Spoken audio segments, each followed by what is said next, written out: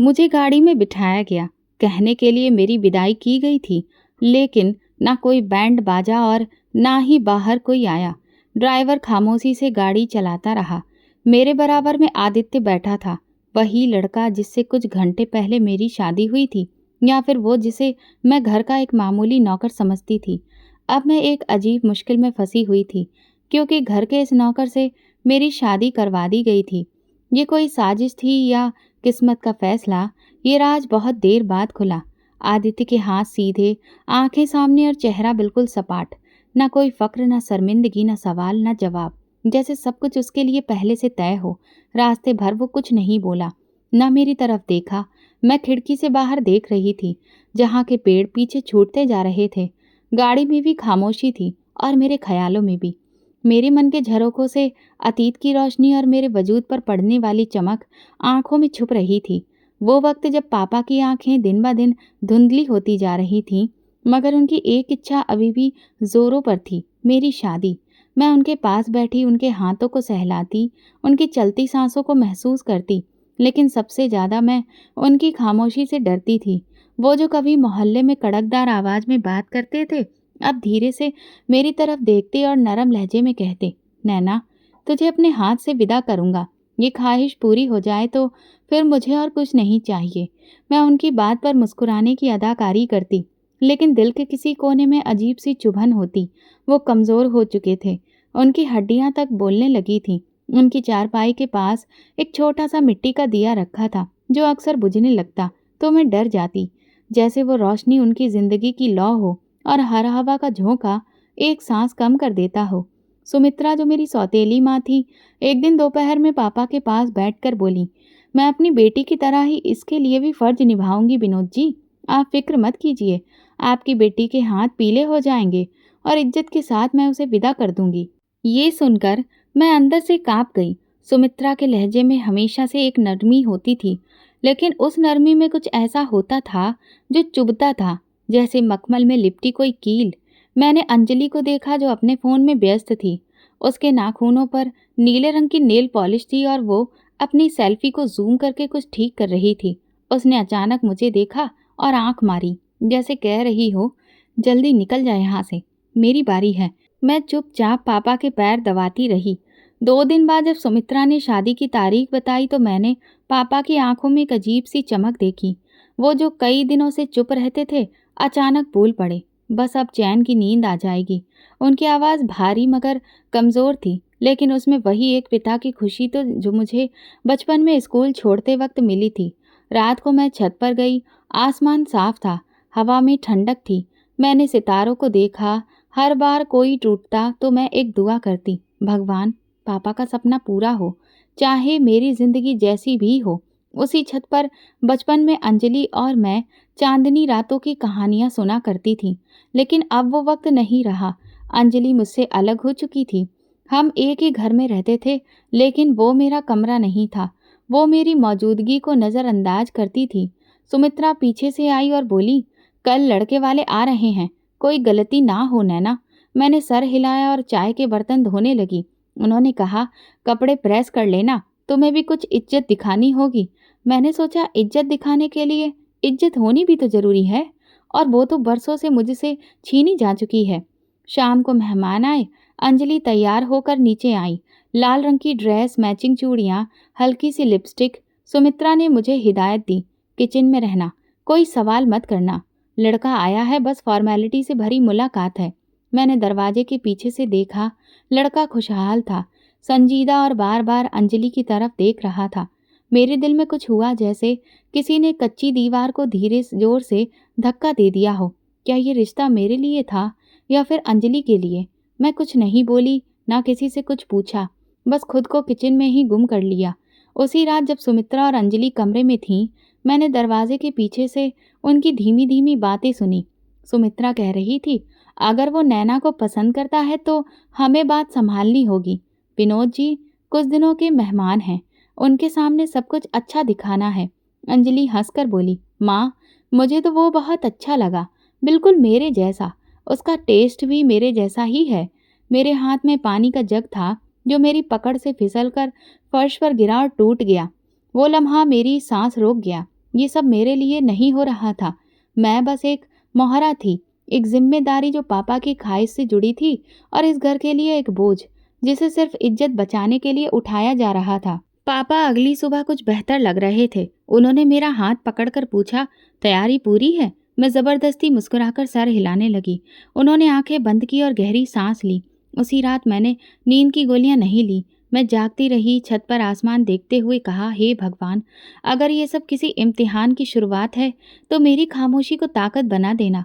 मुझे नहीं पता था कि अगला दिन मेरे पापा का सुकून तो ले जाएगा, मगर मेरे वजूद के लिए एक भंवर बन जाएगा। शादी की तारीख जैसे जैसे पास आती गई, पापा की तबीयत कुछ बेहतर होने लगी। वो हर रोज मुझसे पूछते, शादी के कार्ड आ गए? और मैं हर बार कहती, बस 2 दिन में छप जाएंगे। असल में किसी ने मुझे कार्ड दिखाए ही नहीं थे, ना ही मेरी राय की किसी को ज़रूरत लगी। सुबह नाश्ते की मेज पर सुमित्रा, अंजलि और 2 मेहमान औरतें बैठी थीं। मैंने जैसे ही चाय रखी, सुमित्रा बोली, नैना तुम किचन में जाकर खाना तैयार करो, मेहमानों से अंजलि बात करेगी। अंजलि ने हंसते हुए कहा, हाँ नैना, तुम तो वैसे भी दुल्हनों की तरह नहीं लगती, हमें तो बस अपनी इज्जत बचानी है। सब हंसने लगे और मैं चुपचाप पीछे हट गई। मेरे हाथ से चाय का कप गिर गया, मगर किसी ने नहीं देखा। अगले दिन जब मैंने अपनी सौतेली बहन को फोन पर एक लड़के से बात करते सुना, तो मुझे लगा जैसे मैं कोई तमाशबीन हूँ अपनी ही जिंदगी की मंजिल में। अंजलि कह रही थी, अगर वो मुझे पसंद करता है तो फिर दिक्कत क्या है, माँ सब कुछ संभाल लेगी। फिर वो जोर से हंसी, वैसे भी नैना को कौन पसंद करेगा। एक शाम सुमित्रा ने मुझे एक नया काम दिया। उन्होंने कहा, ये मेहमानों की लिस्ट है, ध्यान से देखो और हिसाब लगाओ कि कितने लोगों के लिए खाने का बंदोबस्त करना है। मैंने लिस्ट खोली तो उसमें किसी भी नाम के आगे दूल्हा या घरवाले जैसा कोई भी इशारा नहीं था। सिर्फ मेहमानों के नाम थे और एक कोने में लिखा था, खास मेहमान, प्रोटोकॉल टीम। मेरी नज़र जम गई। Protocol team? ये शादी है या फिर कोई सरकारी प्रोग्राम? इसी दौरान एक इंसान मेरी नज़रों में ज़्यादा आने लगा, आदित्य। वो कभी बाहर बर्तन धोता, कभी घर के पौधों को पानी देता। वो इतना खामोश और अलग सा था कि सब उसे सिर्फ नौकर समझते। लेकिन एक दिन मैंने देखा, वो सुमित्रा के कमरे से निकला और कुछ देर दरवाजे के बाहर खड़ा रहा। मेरे दिल में ख्याल आया, ये नौकर है या फिर कुछ और। अंजलि इस दौरान रोज एक नया मेकअप करती, तस्वीरें खींचती और बार बार फोन पर बातें करती। मुझे ऐसा लगता जैसे मैं एक स्थिर नज़ारे की तस्वीर हूँ और वो पूरी महफिल का केंद्र।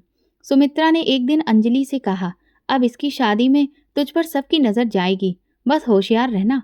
अंजलि ने खुश होकर कहा, माँ मुझे डर है कि कहीं वो मुझे ही पसंद न कर ले। सुमित्रा ने हंसकर जवाब दिया, तो क्या हो गया, हम देख लेंगे। उसी दिन मैं कमरे में जाकर दरवाज़ा बंद किया और अपना पुराना संदूक खोला। उसमें माँ की कुछ चीज़ें थीं, एक पुरानी साड़ी, कुछ खत और एक पीतल का कड़ा। मैंने वो कड़ा पहना और खुद से कहा, तुम किसी का हिस्सा नहीं हो नैना, तुम संपूर्ण हो, चाहे कोई माने या ना माने। शाम को जब पापा ने मुझे बुलाया तो वो बहुत कमज़ोर लग रहे थे। उन्होंने मेरे हाथ पकड़कर कहा, बेटा सब तैयारी हो गई है? मैंने नज़र झुकाते हुए कहा, जी सब हो रहा है।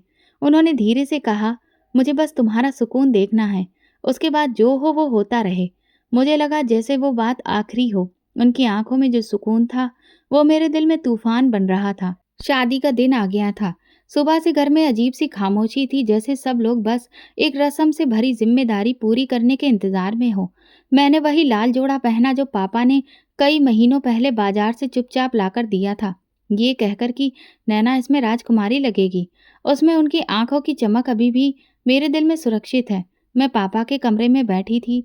उनकी सांसें धीमी थी, जैसे हर सांस उनके लिए एक पहाड़ चढ़ने की जैसी हो। मैंने उनके माथे पर हाथ रखा तो वो धीरे से मुस्कुराए। बस थोड़ा सा वक्त और फिर सुकून हो जाएगा बेटा। उनके चेहरे पर अजीब सी शांति थी, जैसे वो इस दिन का इंतजार बरसों से कर रहे हो। मेरी आंखें नम हो गई, लेकिन मैंने खुद को संभाल लिया। मैं नहीं चाहती थी कि वो मेरी कमजोरी देखें। उसी वक्त सुमित्रा कमरे में आई। उसके हाथ में एक थाल था। उसने धीरे से कहा, नैना बारात पहुंच गई है। मेरा दिल धड़कने लगा। सुमित्रा के चेहरे पर वही मक्कारी वाली मुस्कुराहट थी जो न खुशी की थी न दुख की, बस एक छुपी हुई प्लानिंग के तहत बनी हुई थी। वो जल्दी से बाहर निकल गई। मैंने पापा की सांसों की आवाज़ के साथ साथ अपने दिल की धड़कनें सुनने की कोशिश की। मैंने आसमान की तरफ नजरें की और भगवान से प्रार्थना की, सब ठीक हो। तकरीबन 20 मिनट गुजरे, ना किसी ढोल की आवाज़ आई, ना किसी के हंसने की, ना ही सुमित्रा या अंजलि ने आकर कोई खुशी का इजहार किया। मुझे लगा शायद वक्त लग रहा है या शायद सब कुछ सादगी से हो रहा है। मैं जब बाहर निकलने की कोशिश की तो मुझे रोक दिया गया। दुल्हन को अभी अंदर ही रहना चाहिए, नौकरानी ने कहा। फिर कुछ देर बाद सुमित्रा आई। इस बार उनके चेहरे का रंग बदला हुआ था। ना वो मुस्कुरा रही थी, ना गुस्से में लग रही थी, बस जैसे कोई बड़ा फैसला कर चुकी हो। उन्होंने पंडित को बुलाया। पंडित जी थके हुए लग रहे थे। उनके हाथ में मंत्र पढ़ने वाली किताब थी। फिर वो बोले, धोखा हुआ है। मैंने अपने आसपास देखा। वो नौकर आदित्य खड़ा था और दूसरा कोई भी नहीं। ना कोई दूल्हा, ना बारात। अंजलि भी गायब थी और सुमित्रा बस चुपचाप खड़ी थी। शादी शुरू की जाए क्या? पंडित जी ने पूछा। सुमित्रा ने सिर हिलाया। मैं घबराकर बोली, बारात वाले कहाँ हैं और दूल्हा कहाँ है? सुमित्रा ने मेरी तरफ देखा, फिर अपनी नजरें चुरा ली। फिर धीरे से बोली, देखो बात अब बस इज्जत की है और वो हमने अब बचा ली है। मेरे कदमों तले से जमीन खिसक गई। मेरे हाथ कांपने लगे। मैंने दोबारा पूछा, दूल्हा कौन है? पंडित जी ने मंत्र पढ़ना शुरू किया और फिर उन्होंने आदित्य को बैठने के लिए कहा। ये देखकर मेरी सांस रुक गई। आदित्य, वो नौकर? मैंने सुमित्रा को देखा, लेकिन उनका चेहरा कठोर था। बस यही बोली, शादी होनी है और अभी होनी है। मेरे पास कोई जवाब नहीं था। मैं कुछ कहती तो पापा के सपने का खून हो जाता। चुप रहती तो अपनी जिंदगी बर्बाद कर लेती। शादी हो गई सादगी से, बिना किसी खुशी के, बिना किसी आशीर्वाद के। आदित्य ने मेरी मांग भर दी और मैं लगातार यही सोचती रही, मेरी जिंदगी किसी और की कीमत पर क्यों लिखी गई। विदाई का वक्त आया तो सब कुछ और भी ज्यादा अजीब लगने लगा। ना बैंड, ना बारात, ना विदा करने वाली आंखें। सुमित्रा ने बस एक पुराना बैग मेरे हाथ में पकड़ा और कहा, अब ये तुम्हारा घर नहीं है। मैंने पापा के कमरे की तरफ देखा, लेकिन वो बेहोश थे। मैं रुक गई। मैं पापा से मिलना चाहती हूँ, मैंने कहा। सुमित्रा ने कहा, अब उनसे मुलाकात मुमकिन नहीं है। उनकी दवा का वक्त है। मेरे आंसू निकलने ही वाले थे, लेकिन मैंने फिर खुद को रोक लिया। शायद पापा को ये सब पता ना चले। शायद उनके दिल को ये झूठा आराम दे दे। मगर मेरे दिल में जो दर्द हुआ था वो किसी भी दवा से कम नहीं होने वाला था। अब मैं विदा होकर इस इंसान के साथ अपने असली घर जा रही थी। न जाने कब और कैसे सफ़र ख़त्म हुआ, पर आखिरकार गाड़ी एक तंग गली में मुड़ गई जहाँ कच्चे घर बने थे। पुरानी सी दीवारें झुकी हुई थीं। गाड़ी एक छोटे से दरवाजे के आगे रुकी। मेन दरवाजे को देखा, जंग लगा हुआ कुंडा, पुरानी जगह जगह से उधड़ी हुई पेंट और एक लटकता हुआ बल्ब जो हवा से हिल रहा था। दरवाज़ा खुला। आदित्य ने आगे बढ़कर खामोशी से मेरे लिए रास्ता छोड़ दिया। मैं गाड़ी से उतरी, कदम धीरे धीरे रखे, जैसे जमीन मुझ पर भारी हो गई हो। अंदर जाते ही ठंडक का एहसास हुआ, लेकिन ये ठंडक हवा की नहीं, माहौल की थी। कमरे में सिर्फ एक चारपाई थी। एक कोने में पानी का मटका और दीवार पर टंगी एक पुरानी चादर। सब कुछ वीरान, सब कुछ खामोश। वो लड़का आदित्य एक तरफ खड़ा था। मैंने सवालिया नजरों से उसकी तरफ देखा, जैसे कहना चाहती हूँ, ये सब क्या है, लेकिन वो चुप रहा। मैंने फिर धीरे से पूछा, ये हमारा घर है? वो बोला, फिलहाल हाँ। उसका लहजा बेरंग था, लेकिन लहजे के नीचे कुछ और ही छुपा हुआ लगा। मैंने कहा, क्या आप कुछ और नहीं बताएंगे? उसने सिर्फ सर झुका लिया, जैसे मेरे हर सवाल का जवाब उसके पास हो, लेकिन वो देने के लिए तैयार नहीं है। मैं चारपाई के किनारे बैठी। वो दरवाजे की तरफ चला गया और बाहर बैठ गया, वहीं खामोश, जैसे पहरा दे रहा हो। मैं कमरे में अकेली रह गई। मैंने आसपास देखा। एक दीवार पर 2 कीलें लटकी थीं, जिनमें शायद किसी ने कपड़े लटकाने की जगह बनाई थी। मिट्टी का फर्श, दीवारों पर नमी के निशान और छत पर लकड़ी की बल्लियां। सब कुछ एक लम्हे में मेरे लिए अजनबी, बेरंग और अजीब सा लग रहा था। थोड़ी देर के बाद आदित्य वापस आया।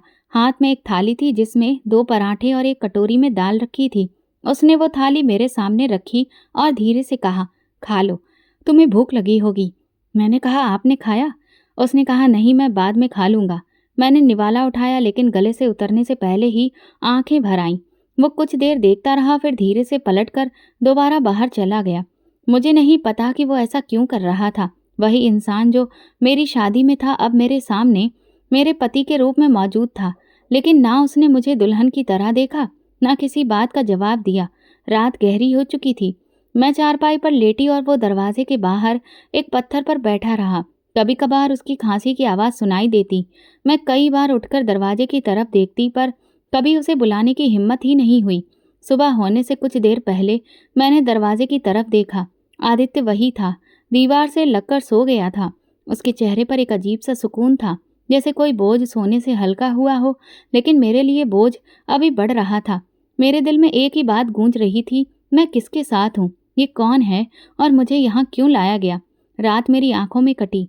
फर्श पर एक पुरानी दरी पर मैं लेटी रही और वो चारपाई के किनारे बैठा रहा। कमरे में एक बल्ब की रोशनी हो रही थी, जो छत के पीलेपन को और ज्यादा साफ कर रही थी। मैंने कई बार उससे पूछा, आप कौन हैं, मुझे ये सब क्यों झेलना पड़ा, मगर हर बार वो चुप रहा। सिर्फ एक बार उसने धीरे से कहा, सो जाओ, सुबह बात करेंगे। ना उसका लहजा कठोर था ना नरम, एक थकी हुई आवाज़, जैसे वो खुद भी कुछ टूट चुका हो। उसकी खामोशी में शायद मेरे सारे सवालों के जवाब दफन थे, पर मैं उसे खोदने की हिम्मत नहीं रखती थी। मैं करवट बदल ली। फर्श की ठंडक मेरी हड्डियों में उतर गई। आंखें बंद की तो पापा का चेहरा दिखाई दिया। उनकी वो आंखें जिनमें एक दिन मेरे लिए सुकून की उम्मीद थी, अब सिर्फ एक बंद दरवाज़ा बन चुकी थी। वो वक्त याद आया जब वो कहा करते थे, बेटा तेरे लिए सबसे अच्छा चाहूँगा। मेरे दिल में अब अजीब सी कमी महसूस हुई। आदित्य अभी भी खामोश बैठा था, जैसे कोई सजा काट रहा हो। शायद वो जानता था कि मेरी तकलीफ में उसका भी कुछ हिस्सा है। मैंने एक बार फिर आंखें खोली और छत को देखा। चांदनी अंदर झांक रही थी। मुझे ऐसा लगा जैसे चांद खुद भी सवाल कर रहा हो, क्या तुम राजी हो। नींद का कोई वादा नहीं था, लेकिन थकान हार गई। मेरी आंखें बंद हो गईं और सपने आ गए। पहला सपना पापा के बिस्तर का था। उनकी आंखें बंद थीं, मगर वो मुझे बुलाते रहे, नैना कहाँ गई हो तुम। मैं उनकी तरफ भागती रही, लेकिन रास्ता हर बार बदल जाता। दूसरा सपना सुमित्रा का था। वो मेरी शादी के बंधन को तोड़ रही थी और अंजलि जोर जोर से हंस रही थी। मैं चीखी, ये मेरे नाम का है। सुमित्रा ने कहा, तेरे नाम का कुछ भी नहीं होता नैना, तो सिर्फ एक परछाई थी। एक झटके में आदित्य सामने खड़ा था। उसके हाथ में मेरी माँ की तस्वीर थी, जो कभी पापा के पास होती थी। मैंने उसे छीनने की कोशिश की, लेकिन वो पीछे हट गया। ये तस्वीर तुम्हारे पास क्यों है, उसने कहा, क्योंकि सच्चाई मेरे पास है। मैं हड़बड़ाकर उठ बैठी। बाहर हल्की हवा चल रही थी और आदित्य अब चारपाई पर लेट चुका था। वो सो रहा था, लेकिन उसके चेहरे पर सुकून नहीं था। वो कभी करवट लेता, कभी माथे पर हाथ रखता। शायद वो भी सपनों में भटक रहा था। मैं धीरे से उठी और कमरे से बाहर निकल गई। एक तरफ पुरानी टंकी के नीचे मटका रखा था। मैंने पानी पिया तो कुछ ठंड महसूस हुई, जैसे पल भर को सब कुछ नॉर्मल लगने लगा हो। तभी दरवाज़ा खुला और आदित्य बाहर आया। वो मेरे करीब आकर रुका। तुम ठीक हो, मैंने जवाब देने के बजाय सिर्फ सिर हिलाया। वो लम्हा खामोशी से गुजर गया। मैंने उससे कहा, आपने ये शादी क्यों की। जब बारात वापस चली गई थी तब सब कुछ रोक सकते थे ना आप। आदित्य ने मेरी तरफ नहीं देखा, बस आसमान की तरफ वो देखता रहा। और फिर उसी वक्त सब कुछ रोकना मुमकिन नहीं था। वो कहने लगा, कुछ बातें ऐसी होती हैं जिन्हें वक्त पर समझना मुमकिन नहीं होता। मैंने कहा, तो फिर मुझे क्यों नहीं बताया गया। उसने गहरी सांस ली और कहा, कल बात करेंगे, ये वादा है। मैं फिर कमरे में आ गई और कोने में बैठ गई। आदित्य वापस अपनी चारपाई पर लेट गया। उसकी मौजूदगी अब मेरे लिए सुकून से भरी थी, लेकिन थोड़ी सी अभी भी दिक्कत मुझे लगने लगी थी, क्योंकि जैसे एक अजनबी से ज़्यादा वो कोई राजदार हो। रात के आखिरी पहर नींद थोड़ी थोड़ी आती गई, मगर सपने भी टूटे हुए थे। कहीं पापा का कमरा था, कहीं माँ की खुशबू, कहीं मेरे बचपन की वो गुड़िया जो मैंने अंजलि को दे दी थी और उसने उसके हाथ तोड़ डाले थे। सुबह की पहली रोशनी कमरे की दरारों से झांक रही थी, लेकिन जब आंख खुली तो किसी परिंदे की आवाज़ से नहीं, बल्कि बैंड बाजे की धीमी आवाज़ से, जिसकी धुन साफ थी। वो आवाज़ इस वीरान गली में एक अनजान शोर की तरह फैल रही थी। मैं घबराकर उठी, कंबल एक तरफ किया और बिना चप्पल के दरवाजे तक पहुंची। खिड़की से बाहर झांका तो एक पल को लगा जैसे किसी और की दुनिया में आ गई हूँ। गली में अचानक गाड़ियाँ खड़ी थीं, बड़ी चमकती हुई, जिनके शीशे काले थे। कुछ लोग वर्दियों में थे, कुछ लोग साधारण कपड़ों में, लेकिन सबके चेहरे पर संजीदगी थी। वे लोग एक मोटा सा फोल्डर लेकर अंदर आ रहे थे। एक प्रोटोकॉल ऑफिसर ने सीटी मारकर इशारा किया और दो गार्ड्स एक तरफ हो गए। मैंने दरवाज़ा थोड़ा सा खोला और बाहर देखा। तभी एक सफ़ेद रंग की गाड़ी से वही इंसान उतरा जिसे कल रात तक मैं नौकर समझती थी।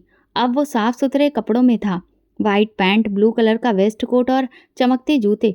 उसकी चाल में वही खामोशी थी, मगर हर कदम में एक नई शिद्दत थी। किसी ने उसे देखकर सिर झुकाया, किसी ने सलाम किया। उसने सिर हिलाया और आगे बढ़ गया। मेरी नज़र उसके चेहरे पर रुक गई।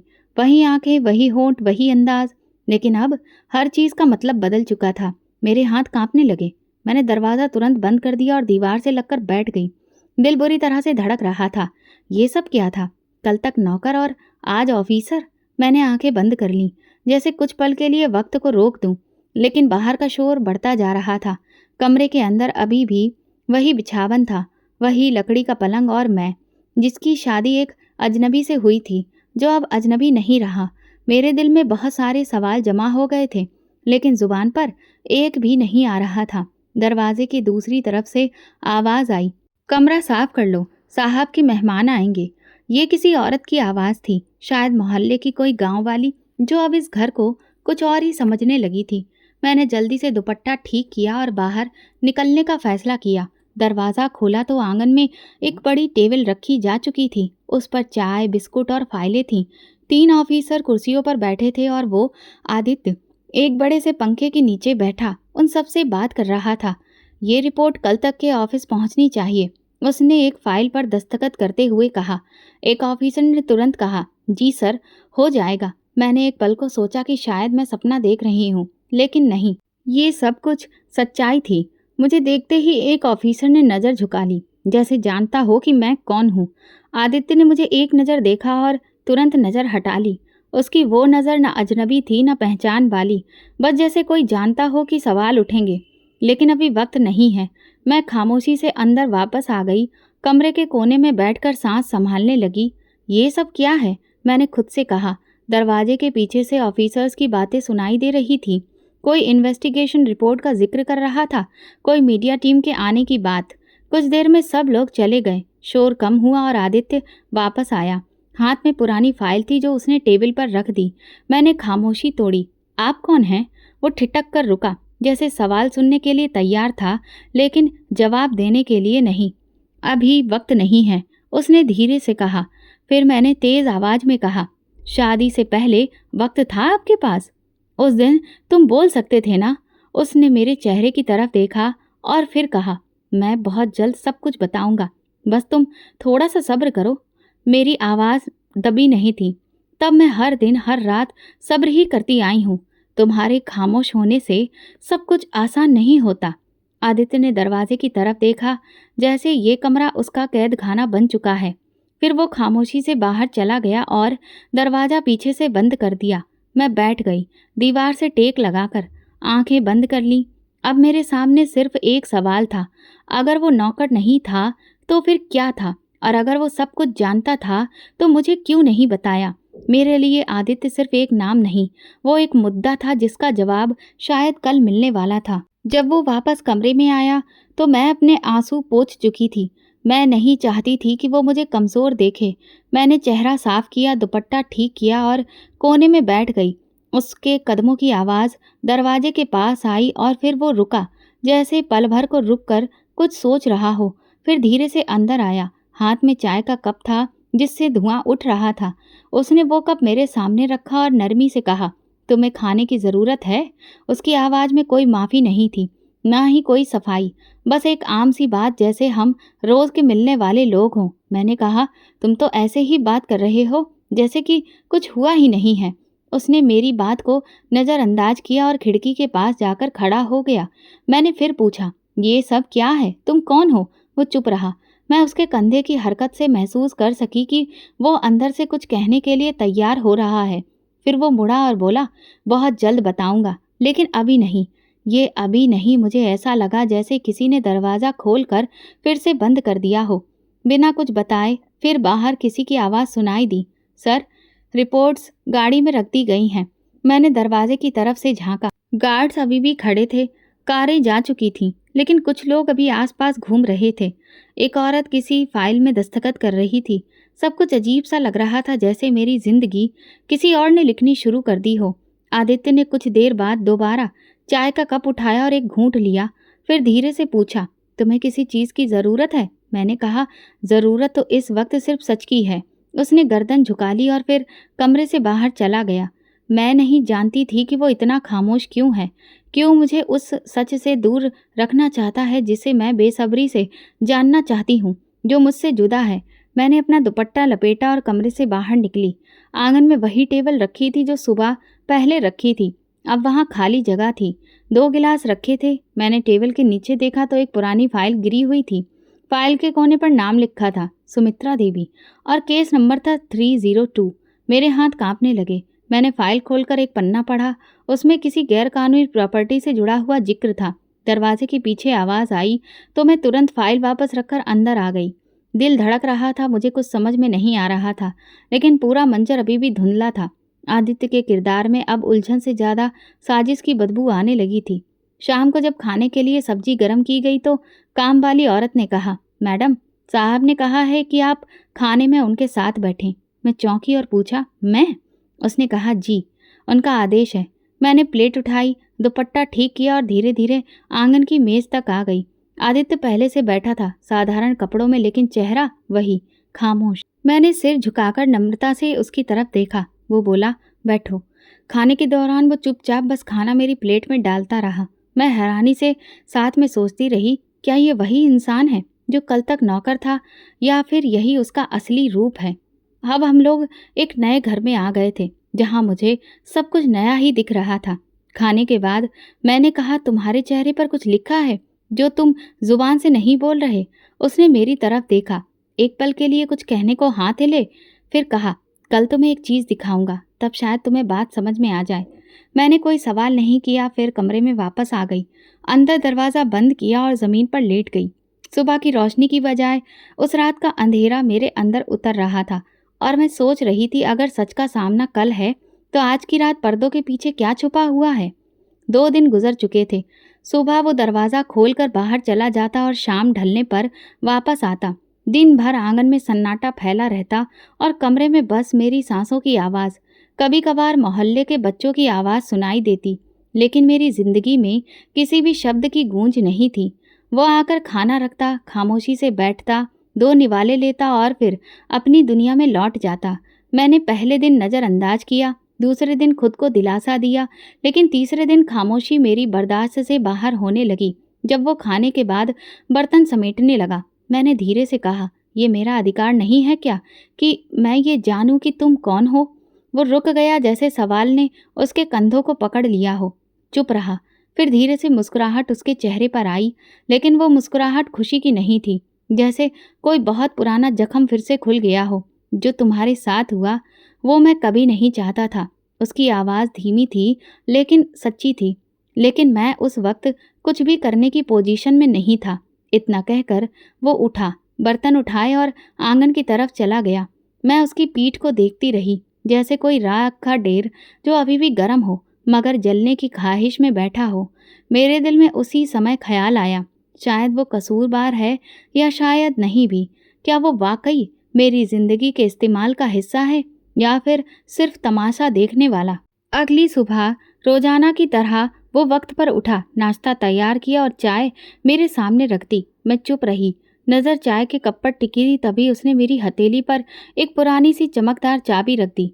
ऊपर वाले कमरे में जो संदूक है, खोल लेना। उसकी आवाज़ में कोई भी भाव नहीं था, जैसे वो बस एक सादा सा काम कह रहा हो, जैसे किसी दरवाजे को खोलना कोई बड़ी बात नहीं हो। मैंने चाबी को ध्यान से देखा। वो आम चाबी के जैसी नहीं थी। उसके किनारे पर एक छोटा सा निशान था, शायद किसी पुराने लॉकर या लकड़ी के बक्से का। उसके जाने के बाद मैंने सारा दिन वो चाबी मुट्ठी में दबाए रखी। कभी फर्श पर बैठ जाती, कभी दरवाजे के पास। मेरे दिल में हलचल थी, सवालों की एक नई फसल उगती जा रही थी। दोपहर को 1 घंटे के लिए बिजली चली गई। मैंने मौका देखा और ऊपर जाने की तरफ सीढ़ियों पर बढ़ गई। ये सीढ़ियाँ कभी इस्तेमाल में नहीं आती थीं। दीवार पर जाले, सीढ़ियों पर मिट्टी की परत और दीवार पर लगी कीलों में टूटे फ्रेम थे। ऊपर का दरवाज़ा बंद था। मैंने धीरे से चाबी लगाई, दरवाज़ा चरचराता हुआ खुला। कमरे में रोशनी का एक ही जरिया था, एक छोटी सी खिड़की जिससे हल्की धूप अंदर आ रही थी। सामने पुराना संदूक रखा था जिस पर कपड़े का एक टुकड़ा पड़ा था। मैंने कपड़ा हटाया, चाबी लगाई और धड़कते दिल के साथ ताला खोला। संदूक के अंदर सबसे ऊपर कुछ पुराने कपड़े थे। नीचे एक फाइल थी जिस पर लिखा था, पर्सनल मुद्दे के कागजात। नैना, डॉटर ऑफ विनोद। मेरे हाथ कांप गए। नीचे एक मोबाइल था और सबसे नीचे कुछ तस्वीरें।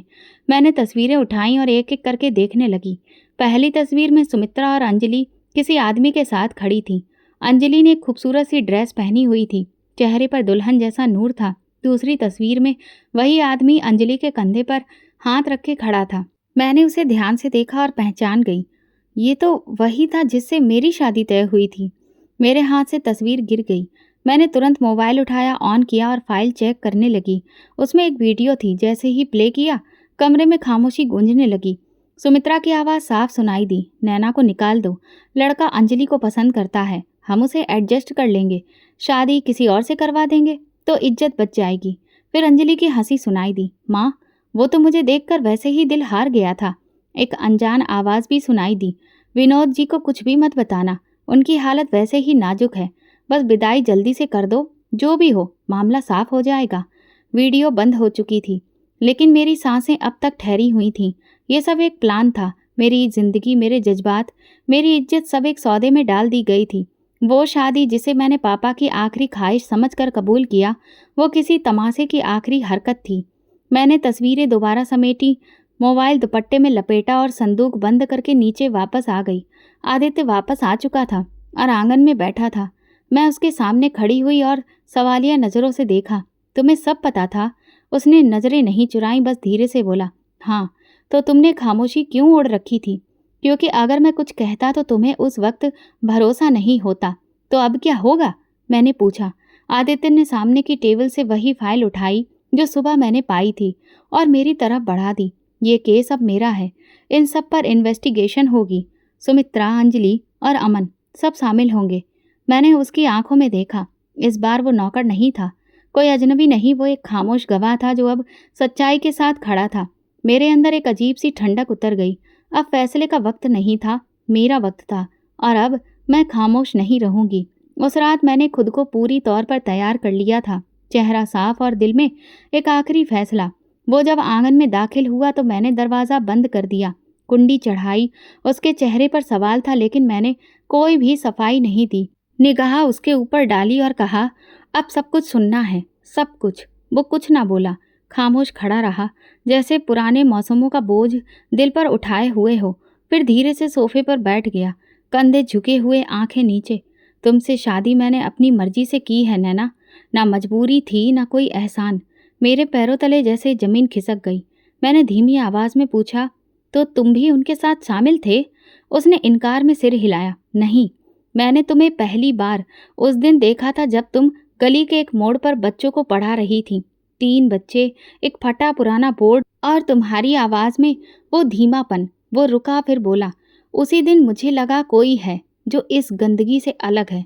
मैं कुछ देर चुप रही, मेरा दिल एक साथ कई रफ्तार में धड़क रहा था। फिर मैंने उसके हाथ में दबी हुई फाइल की तरफ देखा और बिना कुछ कहे पूछा, तो तुम असल में कौन हो?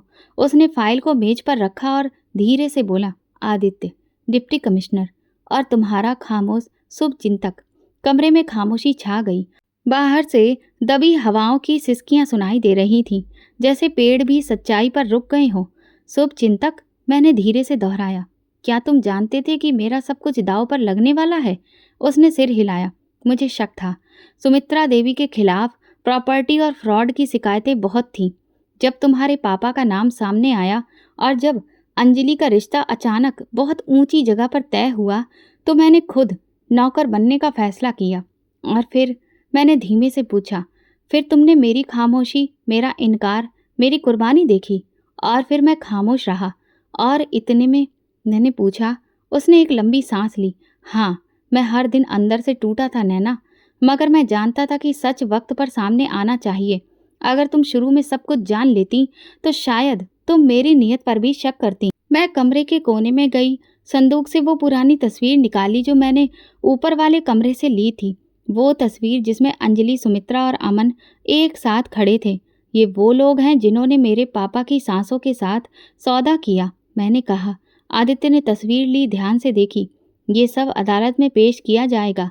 तुम्हें मेरी गवाही चाहिए? मैंने सिर हिलाया। नहीं, मुझे अपनी जुबान से बोलना है। इतना वक्त खामोशी में गुजर चुका है, अब इंसाफ भी मेरी आवाज़ से होना चाहिए। आदित्य ने फाइल खोली, एक दस्तावेज निकाला और मेरे सामने रखा।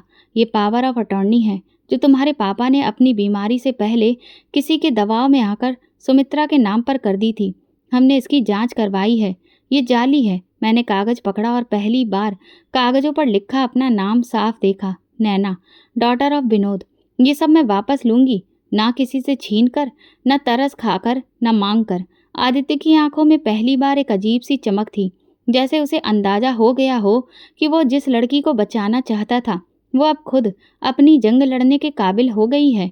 मैं कमरे के दरवाजे तक गई, कुंडी खोली, बाहर चांदनी फैली थी। मैंने पीछे मुड़कर देखा। आदित्य, अगर तुमने उस दिन मेरी जगह किसी और को देखा होता तो फिर भी ये सब करते? वो मुस्कुराया। शायद मैं नौकर बन जाता, लेकिन शादी सिर्फ तुमसे ही करता। मैं थोड़ी देर चौकी पर खामोश रही। अब वक्त था कि मैं वो काम करूं जिसे सबसे पहले मेरे पापा चाहते थे, इज्जत के साथ सिर उठाना। और मुझे भरोसा था आज से इज्जत मेरे नाम की होगी, किसी रिश्ते के सहारे की नहीं। अगली सुबह जैसे ही अदालत के कमरे में कदम रखा, मेरे दिल की धड़कन सुस्त हो गई। पिछले कई दिनों में जो सह चुकी थी, उसके बाद अब डरने के लिए कुछ बाकी नहीं था। अदालत के बरामदे में सुमित्रा और अंजलि पहले से मौजूद थीं, वकीलों के साथ। अंजलि का चेहरा पीला था, नजरें झुकी हुई थीं। सुमित्रा के हाथ में फाइल थी, लेकिन उनकी गिरफ्त में वो मजबूती नहीं थी जो हमेशा उनकी चाल में नजर आती थी। आदित्य मेरे साथ था, लेकिन कुछ कदम पीछे।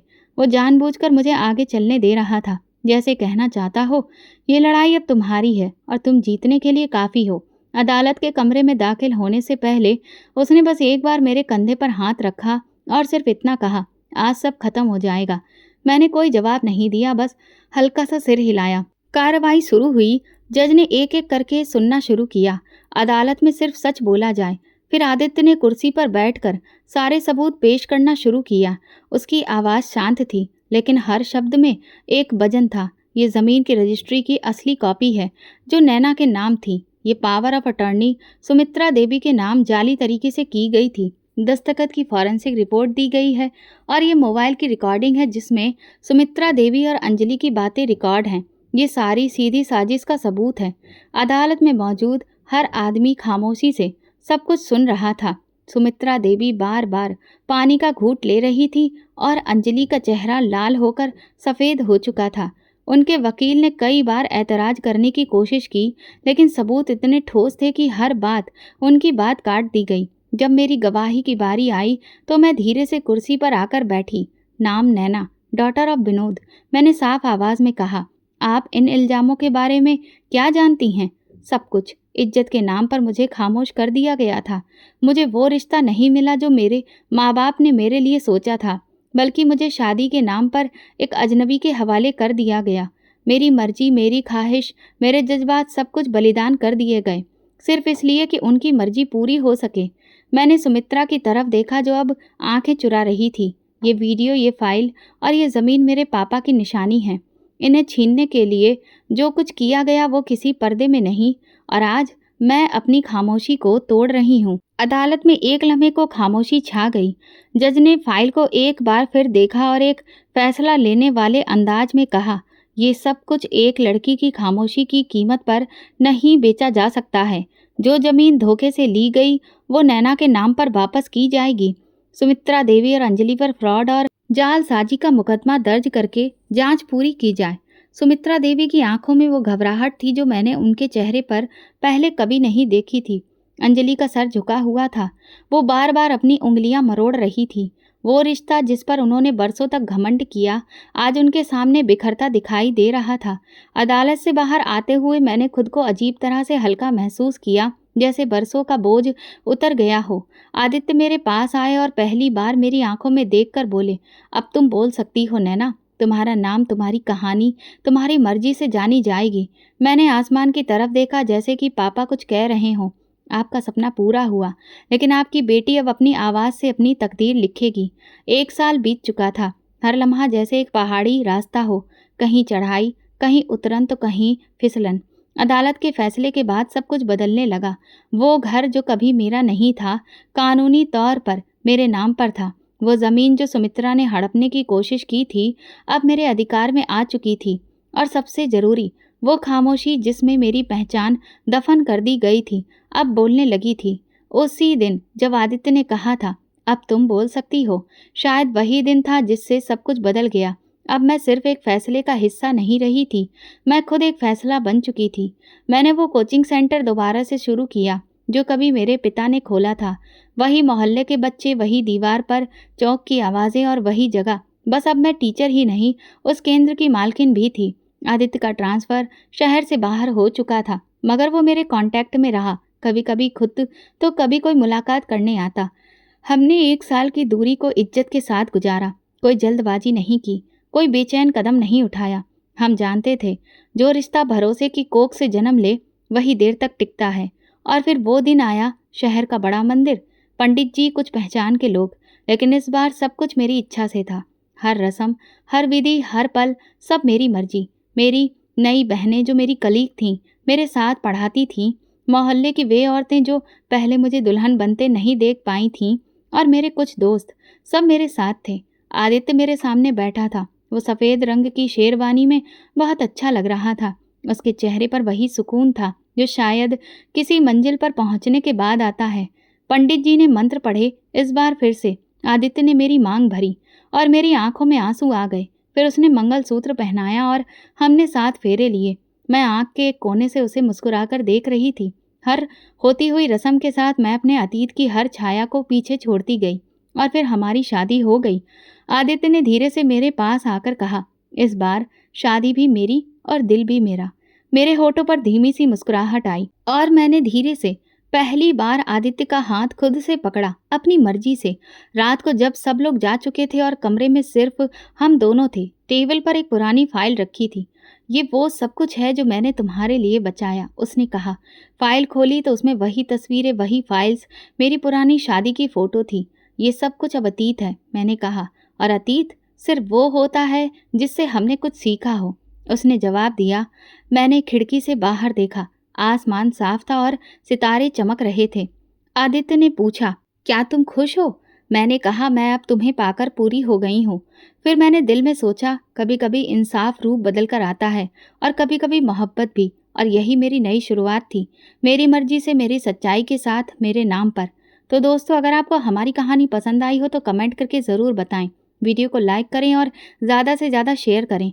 अगर आप चैनल पर नए हैं तो सब्सक्राइब जरूर करें और नोटिफिकेशन बेल दबाएं ताकि अगली अपडेट सबसे पहले आपको मिले। धन्यवाद।